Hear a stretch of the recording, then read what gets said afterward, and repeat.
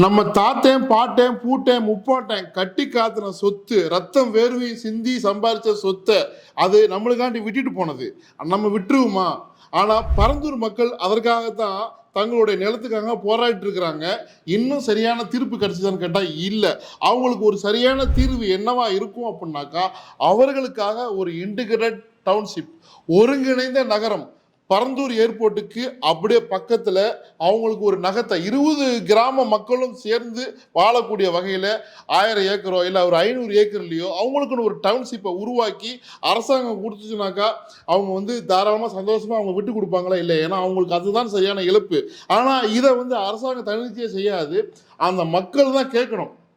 நம்ம வீடு real estate YouTube சேனலில் இது ரொம்ப நாளுக்கு முன்னாடியே பேசணும்னு நினச்சேன்.